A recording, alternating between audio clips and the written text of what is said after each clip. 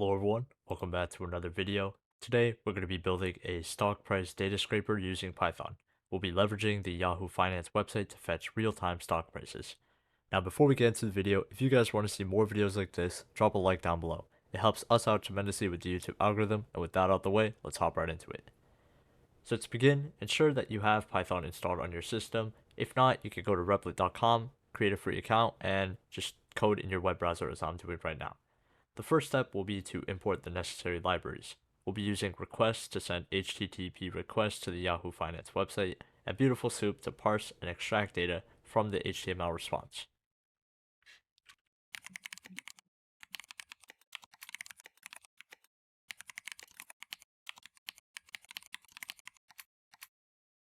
With the libraries imported, let's now move on to building the actual scraper.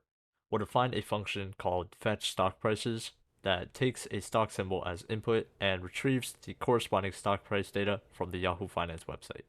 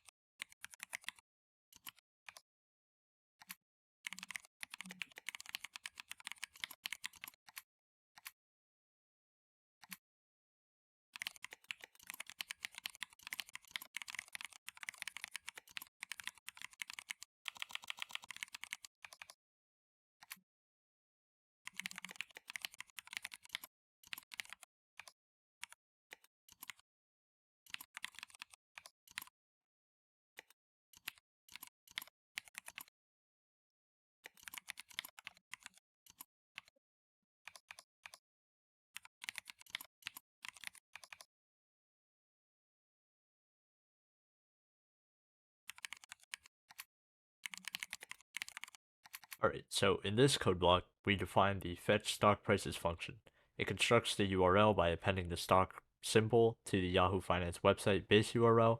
We then send an HTTP GET request to the URL and use BeautifulSoup to parse the HTML response. We then extract the stock price by locating the appropriate HTML elements and return it. Now that we have our function, let's test it by fetching the stock price for a specific symbol.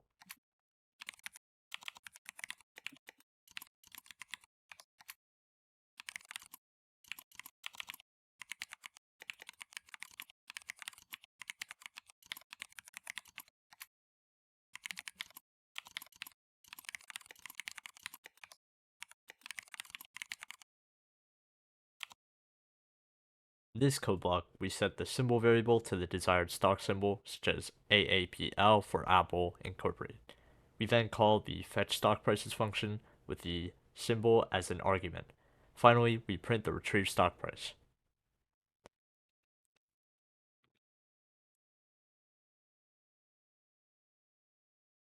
Right. Let's take a while to load, but that's going to be it for this video. We successfully built a stock price data scraper using Python and Yahoo Finance. With this scraper, you can fetch real-time stock prices for any symbol of your choice. If you guys enjoyed, drop a like down below, drop a comment, and we'll catch you in the next one.